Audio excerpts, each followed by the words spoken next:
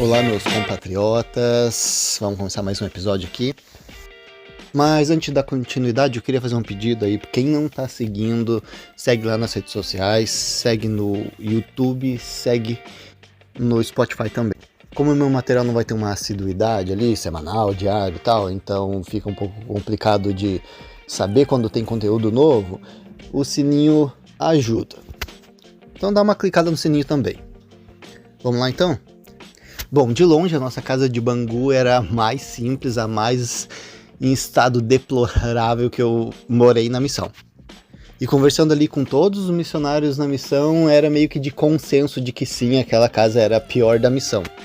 Mas assim, não vou nem reclamar, não era culpa do presidente, os missionários queriam estar morando ali.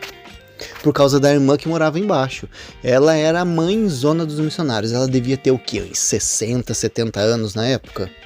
Mas era muito ativa na igreja e bem atenciosa com os missionários também.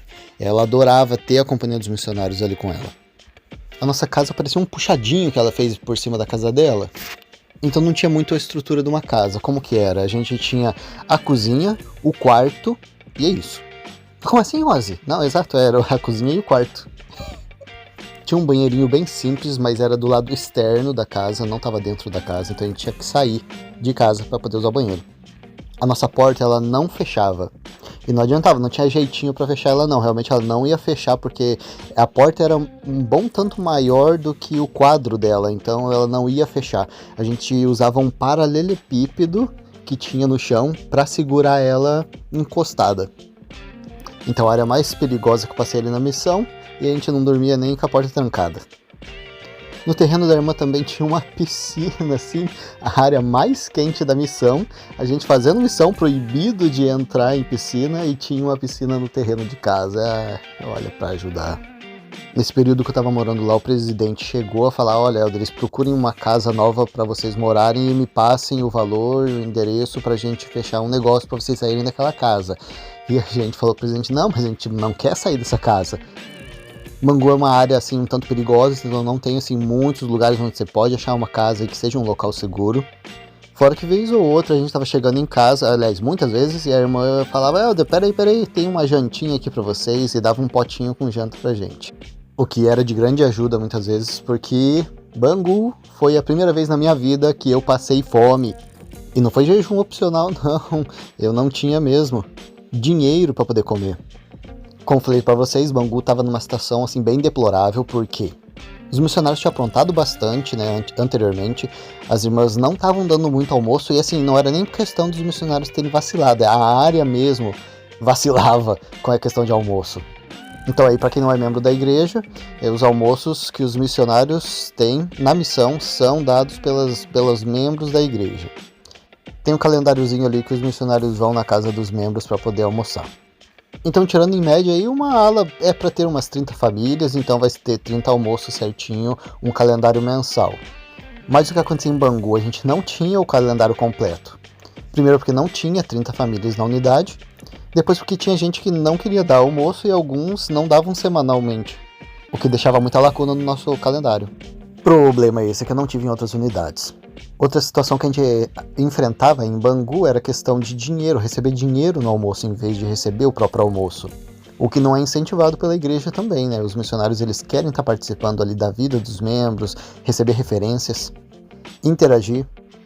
Referências é estar recebendo endereço de outras pessoas para visitar, tá? Então os membros podem ter amigos, parentes que podem ser visitados, os missionários vão coletando essas informações.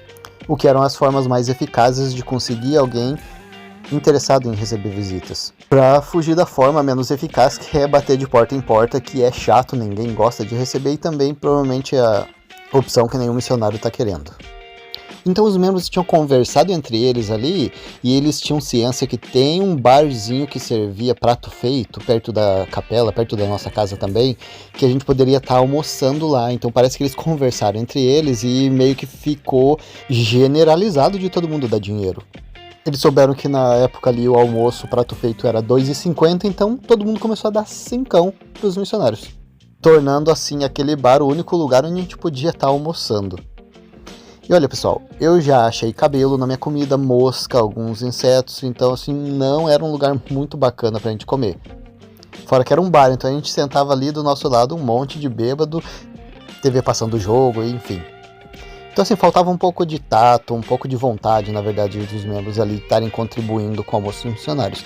Não vou julgar completamente, né, porque assim, tinha missionário que foi vacilão, que passou por ali, né, então desincentiva os membros a estarem participando mais ativamente na vida dos missionários, mas também assim, né, poxa, se eu tivesse um filho que estivesse na missão, provavelmente eles não iam querer que fossem tratados dessa forma. A área de Bangu era uma área um pouco comprida, então a gente tinha alguns almoços bem distantes. A gente não podia sair muito cedo, porque tem o horário de estudo da manhã, então assim, só pegando ônibus para chegar a tempo na área. Para chegar lá na área e receber R$5. Eu digo R$5 para os dois, R$2,50 para cada um. E no final das contas, esse valor a gente já tinha gasto com passagem de ônibus só para ir lá para receber esse almoço. Então acabava que a gente tinha que escolher entre ou ficar sem almoço ou gastar do nosso dinheiro para almoçar. Calhou nessa época também de eu ficar sem receber 3 pagamentos. Então lembra que o nosso pagamento é quinzenal?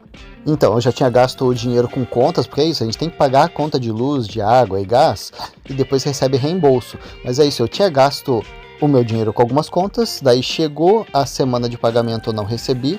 Alguns missionários receberam, alguns não, aí eu fiquei na leva de que não recebeu.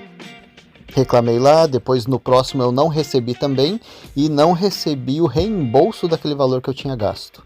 É só mandar os recibinhos que a gente recebe o reembolso.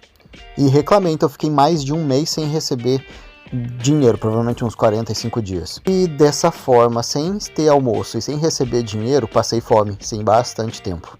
Comecei a comer algumas comidas velhas que tinha ali na casa de missionários que largam, né? Algum saco de arroz, algum saco de alguma coisa. Cheguei a comer, até o final, não tinha mais nada para ser comido naquela casa. Tinha um macarrão ali que eu olhei no pacote, tava acho que 1 ano ou 2 vencido, pensei, é macarrão. Mandei ver. Foi macarrão e sal, era isso. Um dia eu encontrei 15 centavos, acho que 3 moedas de 5 centavos, e pensei, cara, eu vou comprar um pão, eu vou comprar alguma coisa que eu consiga com esses 15 centavos que eu encontrei. Finalzinho do dia de trabalho ali, falei, vamos lá comprar um pãozinho? O meu companheiro também, estava em situação horrível. A gente não estava podendo se ajudar, não. Eu acho que deu uns 2 pãezinhos. O pãozinho veio naqueles pacotes de papel fino e a gente estava indo para casa. E tinha chovido aquele dia e alguém de sacanagem avistou a gente na rua, passou de carro por uma poça bem grande que tinha assim, propositalmente, né? Tinha que desviar para poder passar naquela poça. E encharcou a gente total. Poça com lama, então assim, a nossa camisa, a nossa roupa, a gente se encharcou muito. E inclusive o pãozinho, então a gente foi para casa e ficou com fome aquele dia. Depois dessa situação aí deplorável, a gente entrou em contato com o presidente, falou, presidente, não tá dando, a gente tá passando fome aqui, os membros não têm dado almoço, o nosso dinheiro não caiu já faz 3 pagamentos. Aí o presidente deu uma mijada lá no secretário financeiro para resolver esse problema, e também o próprio presidente veio ali na ala reclamar, falar, se vocês não derem almoço para os missionários, a gente vai tirar os missionários dessa área. Óbvio que a gente não queria essa situação ali, né, para criar mais inimizade com os membros, né, mas era necessário. Foi nessa época também que eu pedi para meus pais, falei, olha, manda lá um quinhentão numa conta, que eu vou deixar lá parado para emergências assim, porque expliquei a situação para eles. Então, abri uma conta no HSBC e deixei lá esse quinhentão parado para emergências assim. Outra situação ali deplorável que a gente passou também na missão, foi meu companheiro mais diretamente, né? Passou uma Kombi pela gente e cuspiu na cara do meu companheiro. A gente estava no aguardo ali dos humilhados serem exaltados, porque assim estava no fundo do poço. Para completar também, das 3 vezes que eu lembro que eu fiquei doente assim consideravelmente na missão, uma foi em Petrópolis, aquela vez que minha coluna travou, e 2 foram em Bangu. Uma foi uma infecção urinária que eu tive, e assim, para quem assistiu A Espera de um Milagre, que o personagem lá tem uma infecção urinária, consegue imaginar mais ou menos como é a dor de uma infecção urinária quando tá assim num estágio avançado. E a outra, o acidente que aconteceu em Bangu, foi que eu queimei a minha mão. Além da casa ali em Bangu ser velha, os móveis também eram. Então assim, uma vez a gente fez divisão e o missionário deitou na cama ali e quebrou. O guarda-roupa era meio tortinho ali, quase desmontando. E o fogão era velho. Eu fui resolver fazer um bolo uma vez. Liguei o forno para aquecer, fui fazendo a massa. Quando eu fui colocar o bolo lá dentro, o fogão não tinha ligado. Pensei, ué. e eu senti aquele cheiro de gás. Então eu abri a portinha do forno, esperei um pouco para passar aquele gás, né, que tinha vazado, e quando eu fui acender o forno novamente, ainda tinha bastante gás, e assim, ele deu um estrondo. Então chamuscou minha sobrancelha, mas o que queimou mesmo para valer foi a minha mão. Ardeu bastante, eu fiquei com a mão embaixo d'água, eu não conseguia tirar a mão debaixo d'água, que até embaixo d'água tava doendo. A irmã que morava embaixo, ela subiu, assustada com o barulho, falou: o que tá acontecendo? Eu falei: queimei a mão, tal, tá ardendo. Ela falou: não, peraí, vamos colocar um vinagre que já passa. Olha, assim, pessoal, eu não sei se tem alguma comprovação científica sobre o vinagre, mas eu não tava afim de fazer uma salada ali na minha mão. Cara, eu acho que até hoje eu não pesquisei pra ver se esse lance do vinagre tem alguma base, ou se é só aquelas lendas de vó. Então alguém comenta aí pra mim e me fala de alguma outra prática dos antigos aí que vocês conhecem.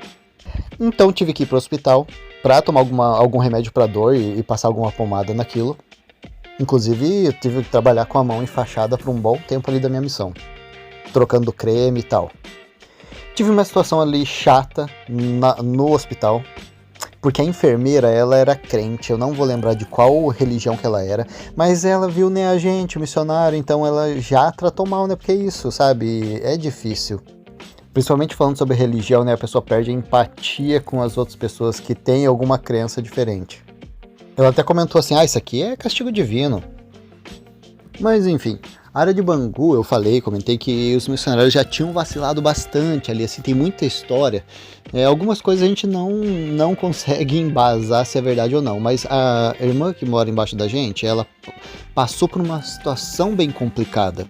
Um dia ela viu um alvoroço ali, a polícia chegou, e o que aconteceu é que tinha uma vizinha, a casa vizinha do nosso lado, chamou a polícia para os missionários. Sim, por quê? Porque o Helder foi pego roubando calcinha dela do varal.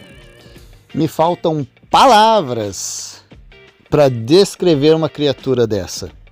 Porque é isso, a gente tá ali, imagina, aí eu lá, pequeno, empolgado em fazer uma missão, chega a minha vez de fazer uma missão, e daí eu chego lá e a minha imagem tá desmoralizada como missionário por conta de uns indivíduos como estes. O que aconteceu é que a vizinha sempre saía para o trabalho de manhã e ela começou a perceber que sumia as roupas debaixo dela, e ela ficou encucada, e depois ela começou a perceber que foi quando ela esticava no varal. Até que uma vez ela ficou observando e viu o missionário pular o muro, pegar a calcinha e voltar, né, para casa. Então assim, daí ela chamou a polícia, a irmã... Imagina, cara, a irmã de 70 anos ali, aonde fica a cara dela de ter que explicar, falar pra polícia e ir embora, sabe? E assim, despistar pra não dar um ruim pior. Aí é isso, a gente chega na área, não tem almoço, ninguém quer a gente no Natal, difícil, né?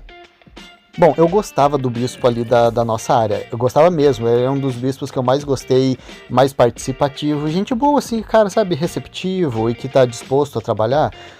Só que às vezes ele pegava meio pesado com os membros ali da unidade. Teve uma vez que a gente teve uma atividade, a gente levou... Cara, eu acho que foi a atividade que a gente mais levou gente. Tinha uns 15 pesquisadores na atividade. Uma atividade durante a semana, ia ter algumas brincadeirinhas, tá? Um lanche. E tinha uma irmã ali que não se dava muito bem com o bispo. E ela sabia que o bispo não queria Coca-Cola na capela. Eu acho que não tem nenhuma regra nos manuais da igreja sobre ter Coca-Cola nas atividades. Não sei. Se você sabe sobre essa regra aí nos manuais da igreja, comenta aí pra mim. A irmã levou Coca-Cola de propósito pra reunião, pra arranjar confusão. E o bispo pegou aquela Coca-Cola enquanto estava tendo atividade. Acho que a gente mesmo, como missionário, estava dando a brincadeira ali da atividade. E quando chegou a hora dos comes e bebes, fomos lá pra área da cozinha e não tava lá a Coca-Cola. A irmã falou: cadê minha Coca-Cola? E o bispo falou: eu joguei na pia. Porque você sabe que não era pra trazer, né? Cara, pensa num escândalo, cara, que aquela irmã fez na frente de todos os nossos pesquisadores, assim, nunca mais eu vou voltar pra essa igreja, porque onde já se viu...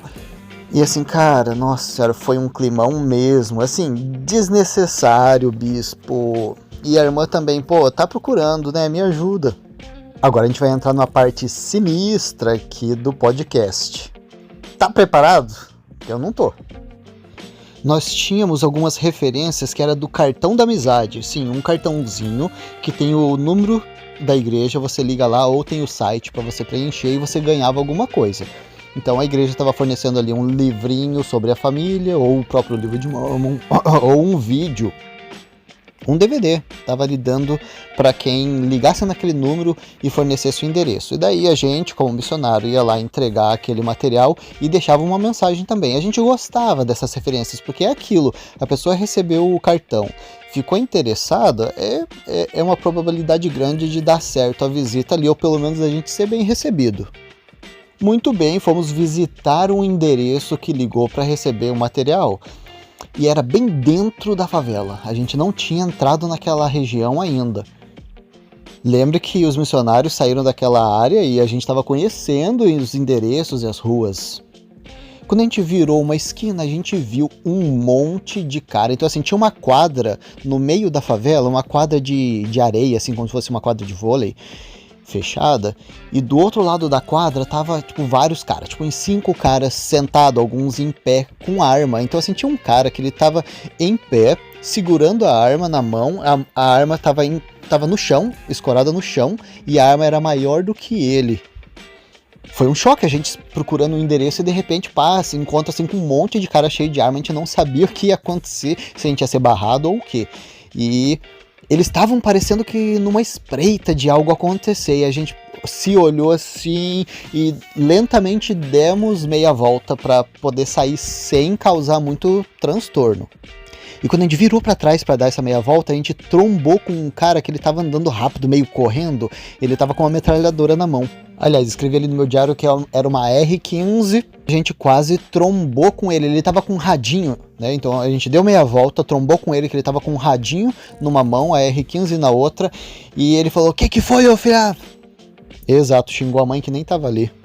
Aí o cara ficou bravo mesmo, que trombou com a gente, assim, cara, a última coisa que você quer na vida é a primeira vez que você vai cruzar com uma arma, assim, de grande porte, é trombar com o cara e deixar ele nervoso. Coraçãozinho ali a 1000. Uma outra situação que a gente passou ali em Bangu também com arma, saímos do almoço na casa do membro, que era dentro da favela.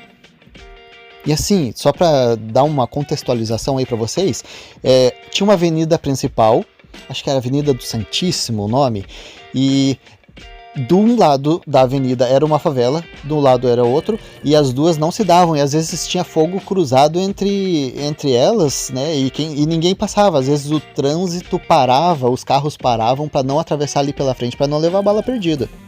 Muito bem, estávamos saindo da casa do irmão ali na favela do 48, e a gente percebeu com o canto do olho que tinha um cara com uma arma. Não era um fuzil, era uma metralhadora, não sei qual metralhadora era aquela, não anotei no meu diário. A gente sabia o nome das armas porque os membros falavam: ali, aquela arma ali é uma tal. O pessoal aqui na nossa favela usa a arma tal. Então a R15, se eu não me engano, é um fuzil. Então a gente viu aquele cara com a metralhadora e ele tava assim uns 100 metros talvez da gente. A gente nem ia passar perto dele, então a gente visualizou ele com o canto do olho, mas continuamos conversando fingindo que nada estava acontecendo. E ele chamou. Aí as pernas tremem. Primeiro ele falou assim: ô! E a gente ignorou. Ele falou: ô vocês! Aí a gente parou de conversar, daí ficamos naquela assim: será que a gente olha ou não olha? Finge que não é com a gente. Aí o cara começou a se aproximar da gente e gritou mais alto: ô vocês da camisa branca! Aí, meu filho, aí não tem muito o que você falar que não é com você. A gente teve que olhar e ir lentamente na direção dele e ver o que ele queria. Eu era o sênior na época, então a bucha tava mais no meu colo ainda. E o cara chegou com a arma e falou assim, aí, ele chegava apontando com a arma, né? Ele usava a arma pra apontar. Ele falava: ô, gostei dessa bolsa aí. E assim, cara, obviamente o cara está querendo a nossa bolsa. É só assim, você dá a bolsa e vaza. Dá o que ele pedir e você vai embora. Se ele deixasse embora. Mas olha, eu assim, na minha audácia, me fiz de bobo. Assim, tem vezes que eu adoro fazer isso. Pra não criar conflito.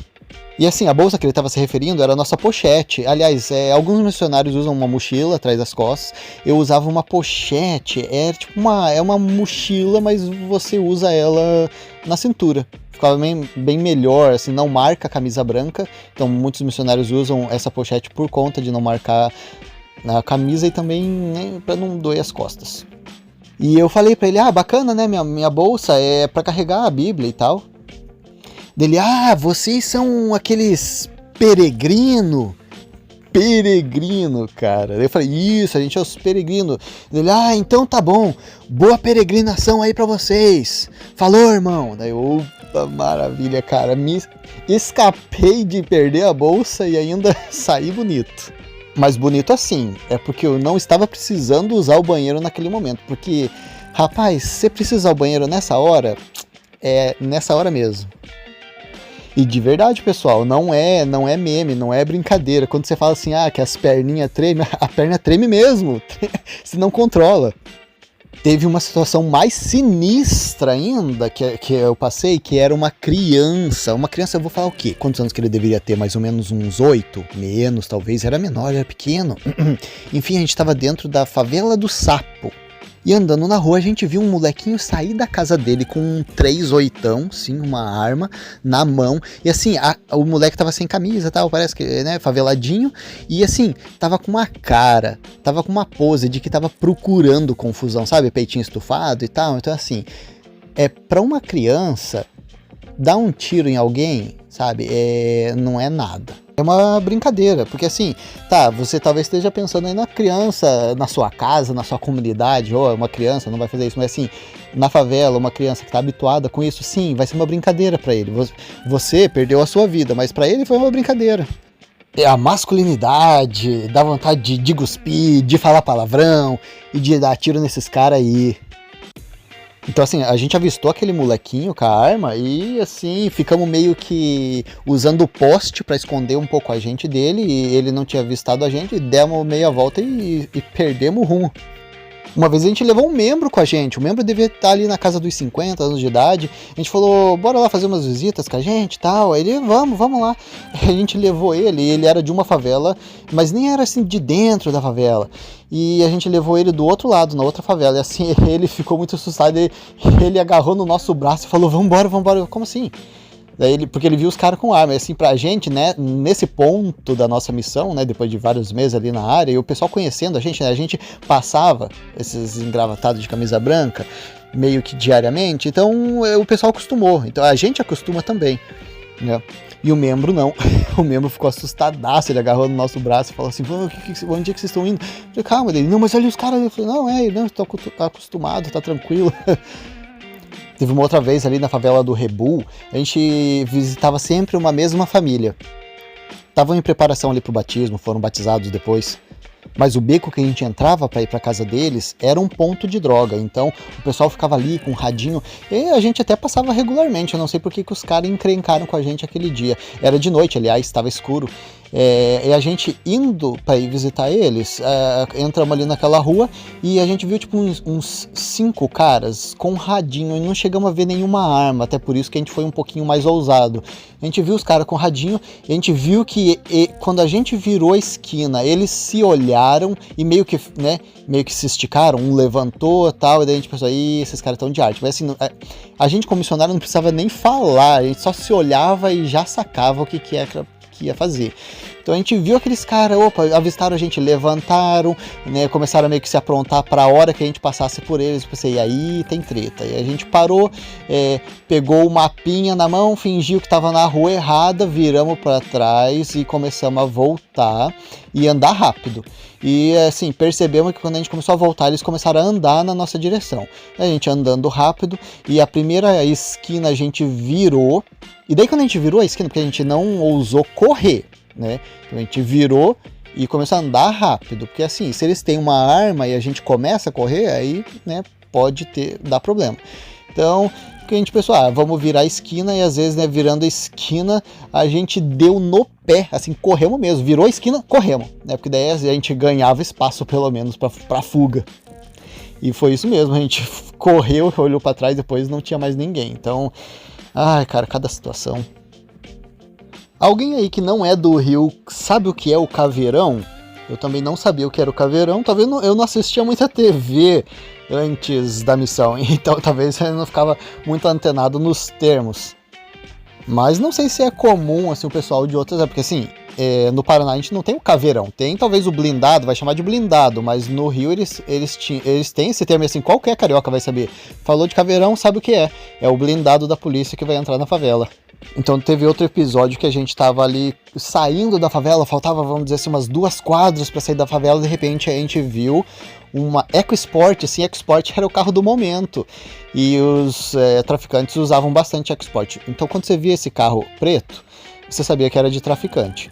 E teve uma vez que entrou um EcoSport preto, vários, aliás, entraram tipo assim, uma sequência tipo de 5 EcoSports pretos, e alguns deles estavam sem a porta de trás, sabe que é aquela porta que levanta, tipo uma caminhonetinha, daí a porta levanta para cima ou pro lado, tava sem a porta. E tinha um cara sentado atrás com uma arma mirando para trás, como se ele estivesse dando cobertura ali para os outros carros. E eles entraram na favela rápido, e depois o último carro desceu uns caras, eles arrastaram pro meio do caminho um carro velho e deixaram de atravessado assim na pista, e alguns troncos de árvore assim grande, com raiz, e eles arrastaram isso no meio do caminho. Daí a gente já viu, estão abrindo barricada e vai ter confronto. Então a gente deu no pé, corremos na direção de onde eles tinham vindo, que era a saída da favela. Muitas dessas favelas só tem 1 ou 2 saídas, sabe? Então assim, não tem muito por onde escapar. Aí a gente escutou um estrondo grande, que parecia uma granada, não era um tiro, era alguma coisa assim, como se fosse uma granada. E terminando de sair da favela, entrou o caveirão. Então assim, olha, assim, podia ter dado ruim essa situação. E é aquilo, o caveirão, assim, passar por cima daquele carro, passar por cima não, né, ele arrasta, ele vai passando, arrasta aquele carro, arrasta aquele tronco, então é só pra ganhar um pouco de tempo, né. Aí logo depois, obviamente, é tiro pra todo lado, a gente escutou, mas felizmente já tinha saído da favela. E fala assim, mas por que vocês trabalhavam na favela? Rapaz, assim, Bangu, quando eu falo assim, Bangu é a nossa área geográfica da missão, não que seja a cidade só de Bangu. Então assim, quando a gente fala, trabalhava em Bangu, abrangia outros lugares, como Jabur, Santíssimo, então, né, alguns outros bairros ali do Rio de Janeiro, estava dentro da nossa região da missão, chamada Bangu. E essa região que eu tava aí, que eu citei do Caveirão, era o Jabur. Lá tinha 2 favelas grandes que estavam sempre em conflito. Eu lembro que, né, uma entrou em conflito com a outra, e no dia seguinte todo mundo falando, o Batata morreu, quem que é o Batata? Era o chefe do tráfico de uma outra favela. Então assim, ou entra outro chefe para aquela favela, ou a favela rival vai tomar conta da que eles dominaram. E o que é dominar uma favela é o tráfico, né? É o que eles fazem e o dinheiro deles. Então eles estão ali vendendo as drogas, então eles estão querendo dominar quanto mais regiões possível, melhor. E obviamente não é só questão de dinheiro, é questão de status. Eu sou o dono dessa favela, essa região aqui é minha. Então o cara queria ser o rei do pedaço. Um dia posterior ali a um conflito entre favelas, a gente ouviu falar, não vai ali naquela praça, porque ali tem bastante corpo no chão, e tinha corpo jogado no chão picotado, então ele estava em partes, tinha pedaço de gente dentro da lixeira, jogaram assim para humilhar mesmo. Por quê? Porque era os X9, sim, era um termo que, olha, na época não era muito comum, aliás, começou a se difundir, então tem alguns termos ali, né, X9 é o cara que entrega, agora é bem difundido, acho que todo mundo sabe que é um X9. Então o X9 que entregou ali o seu time acabou sendo morto tragicamente, e é isso, eles colocavam a exposição. Então você fala assim, Idade Média, essas atitudes bárbaras, pois estávamos ali em pleno ano 2005, 2006. E olha, assim, tem todo tipo de gente, tá? Eu nunca julguei, né? Pelo menos depois que eu convivi com o pessoal ali, eu não julgava eles dentro da favela, porque é aquilo, sabe? Da mesma forma que eu tô comentando aqui, tem missionário bom, tem missionário ruim, tem missionário às vezes que tá um pouco de preguiça, desanimado, tem missionário assim que tem aquela maldade e não tá ali pro negócio certo. Da mesma forma, em qualquer âmbito, né? Em qualquer local, vai ter gente boa, gente ruim, então assim, no meio daquilo, assim, eu conheci pessoas, né, que estavam envolvidos com o tráfico, que eram gente boa e assim, obviamente, vamos dizer assim, o cara que matou e picou o cara e colocou ali na praça, não era um dos caras gente boa. Eu tô falando assim, voltado mais pro lado de humanidade, né? Por que eu falo isso? Porque eu conheci um cara na missão, que inclusive a gente é amigo até hoje, que ele se batizou e assim, ele nasceu no tráfico. Então, o pai dele era do tráfico. Naturalmente ele entrou para essa vida, não se sentiu bem, queria ter a família dele e tal, acabou saindo, mudando de pensamento. E poxa, até hoje, são o quê? 20 anos que o cara tá dedicado, né, a fazer o correto. Então sim, não são todas as vezes, mas algumas vezes é questão de falta de oportunidade ou do meio onde você vive acabar influenciando na vida que você vai ter. Belezinha, pessoal? Então vamos ficar por aqui e até a próxima!